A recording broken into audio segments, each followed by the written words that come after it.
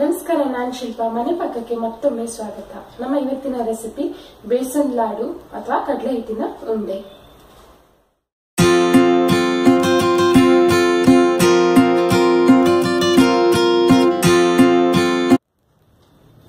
ದೀಪಾವಳಿ ಹಬ್ಬದ ಸ್ಪೆಷಲ್ ತಿನಿಸು ಇದು, ಸ್ಪೆಷಲ್ ಸ್ವೀಟ್. ದೀಪಾವಳಿ ಹಬ್ಬದ ತುಂಬಾ ಸ್ಪೆಷಲ್ ತಿನಿಸು ಇದು. ಮಾಡೋದಕ್ಕೆ ತುಂಬಾ ಸುಲಭ, ಸ್ವಲ್ಪ ಪೇಷನ್ಸ್ ಬೇಕು. ನಮ್ಮ ವೀಕ್ಷಕರೆಲ್ಲರಿಗೂ ದೀಪಾವಳಿ ಹಬ್ಬದ ಶುಭಾಶಯಗಳನ್ನು ತಿಳಿಸ್ತಾ ರೆಸಿಪಿಯನ್ನ ಶುರು ಮಾಡೋಣ. ಏನೇನು ಬೇಕು ಅನ್ನೋದನ್ನ ನೋಡ್ಕೊಳ್ಳೋಣ. 2 ಕಪ್ ಕಡಲೆ ಹಿಟ್ಟು, 1 ಕಪ್ ಸಕ್ಕರೆ, ಅರ್ಧ ಕಪ್ ತುಪ್ಪ, 1/4 ಕಪ್ ಬಾದಾಮಿ ಪುಡಿ. ಬಾದಾಮಿಯನ್ನ ಮಿಕ್ಸರ್ ಅಲ್ಲಿ ತರ್ತರಿಯಾಗಿ ರುಬ್ಕೊಂಡಿದ್ದೀನಿ, ಪುಡಿ ಮಾಡ್ಕೊಂಡಿದ್ದೀನಿ. 2 ಟೇಬಲ್ ಸ್ಪೂನ್ ದ್ರಾಕ್ಷಿ,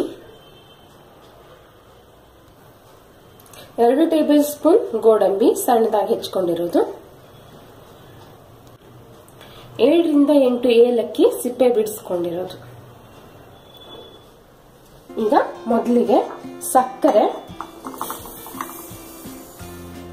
ಹಾಗೂ ಏಲಕ್ಕಿಯನ್ನ ಹಾಕಿ ಇದನ್ನ ನುಣ್ಣಿಗೆ ಪುಡಿ ಮಾಡಿ ಒಂದು ಬದಿಗೆ ಇಟ್ಕೊಳ್ಳೋಣ. ನಾವು ಈಗ ಮೊದಲಿಗೆ ನಾನೊಂದು ಬಾಣಲೆಯನ್ನ ಬಿಸಿ ಮಾಡೋದಕ್ಕೆ ಇಟ್ಕೊಂಡಿದ್ದೀನಿ. ಆದಷ್ಟು ದಪ್ಪ ತೆಳ್ಳದನ್ನ ಉಪಯೋಗಿಸಿ. ಇದಕ್ಕೆ ನಾನು ಕಡಲೆ ಹಿಟ್ಟನ್ನ ಹಾಕಿ ಕಡಲೆ ಹಿಟ್ಟನ್ನ ಒಂದು 10 ನಿಮಿಷದವರೆಗೆ ಸಣ್ಣ ಉರಿಯಲ್ಲಿ ನೀವು ಡ್ರೈ ರೋಸ್ಟ್ ಮಾಡ್ಕೋಬೇಕು. ಇಲ್ಲಿ 2 ವಿಧಾನ ಇದೆ. ಕೆಲವೊಂದು ಪದ್ಧತಿಯಲ್ಲಿ ಏನ್ ಮಾಡ್ತಾರೆ ಅಂದ್ರೆ, ಮೊದಲು ತುಪ್ಪನ್ನ ಹಾಕಿ ತುಪ್ಪನ್ನ ಬಿಸಿ ಮಾಡಿ ನಂತರ ಅದಕ್ಕೆ ಕಡಲೆ ಹಿಟ್ಟು ಹಾಕಿ ಹುರಿತಾರೆ. ಇನ್ನೊಂದು ವಿಧಾನ, ಮೊದಲು ಕಡಲೆ ಹಿಟ್ಟನ್ನ ಸ್ವಲ್ಪ ಹುರ್ಕೊಂಡು ಆಮೇಲೆ ತುಪ್ಪ ಹಾಕೋದು. ಈ ವಿಧಾನ ಮಾಡೋದಕ್ಕೆ ತುಂಬಾ ಸುಲಭ, ಕೈಯಾಡೋದಕ್ಕೆ ಸುಲಭ ಆಗುತ್ತೆ. ಹಾಗಾಗಿ ನಾನಿವತ್ತು ಈ ವಿಧಾನವನ್ನ ತೋರಿಸ್ತಾ ಇದ್ದೀನಿ. 10 ನಿಮಿಷ ಇದನ್ನ ಸಣ್ಣ ಉರಿಯಲ್ಲಿ ನೀವು ಹುರ್ಕೊಳ್ಬೇಕು.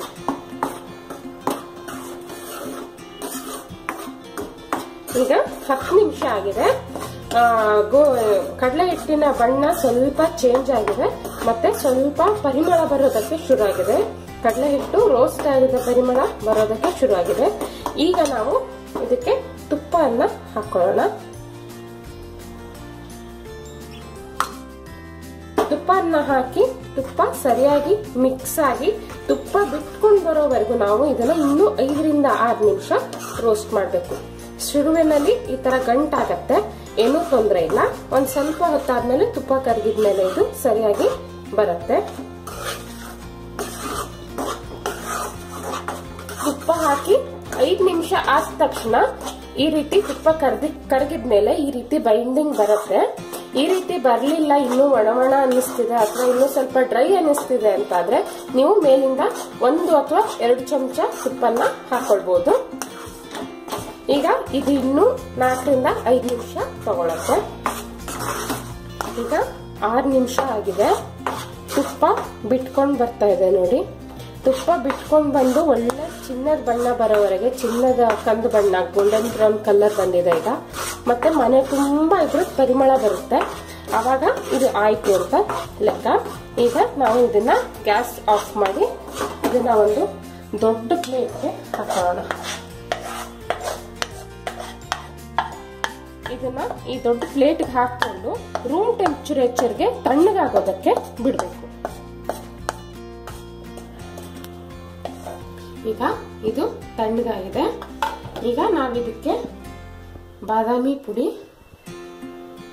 ಹಾಗೂ ಸಕ್ಕರೆ ಪುಡಿಯನ್ನು ಅಷ್ಟನ್ನು ಒಂದೇ ಸಲ ಹಾಕೊಳ್ಬೇಡಿ. ನಿಮ್ಮ ಸಿಹಿ ಟೇಸ್ಟ್ಗೆ ತಕ್ಕಂತೆ ನಿಮ್ಗೆ ಎಷ್ಟು ಸಿಹಿ ಬೇಕೋ ಅಷ್ಟಕ್ಕೆ ನೋಡ್ಕೊಂಡು, ರುಚಿ ನೋಡ್ಕೊಂಡು ಮಿಕ್ಸ್ ಮಾಡ್ಕೊಳ್ಳಿ. ಹಾಗೇನೆ ಬಾದಾಮಿ ಹಾಗೂ ದ್ರಾಕ್ಷಿಯನ್ನ ಹಾಕಿ ಇದನ್ನ ನಾವು ಮಿಕ್ಸ್ ಮಾಡ್ಕೊಳ್ಳೋಣ.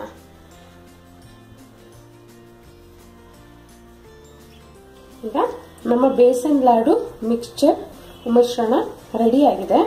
ಇಷ್ಟು ಗಟ್ಟಿ ಬರಲಿಲ್ಲ, ಉಂಡೆ ಕಟ್ಟೋಷ್ಟು ಹದ ಬರಲಿಲ್ಲ, ನೀರಾಯ್ತು ಅಥವಾ ತೆಳ್ಳಗಾಯ್ತು ಅಂತಾದ್ರೆ ನೀವು ಸ್ವಲ್ಪ ಹೊತ್ತು ಫ್ರಿಡ್ಜ್ ಅಲ್ಲಿ ಇಟ್ರೆ ತುಪ್ಪ ಗಟ್ಟಿಯಾಗಿ ಉಂಡೆ ಕಟ್ಟೋಷ್ಟು ಹದಕ್ಕೆ ಬರುತ್ತೆ. ಗಾಬರಿ ಆಗುವಂತದ್ದೇನಿಲ್ಲ. ಈಗ ಒಂದ್ ಸ್ವಲ್ಪ ಮಿಶ್ರಣವನ್ನ ಕೈಯಲ್ಲಿ ಹೀಗೆ ತಗೊಂಡು ಈ ರೀತಿ ನಾವು ಉಂಡೆ ಮಾಡ್ಕೊಳ್ಳೋಣ. ಕೈಯಲ್ಲಿ.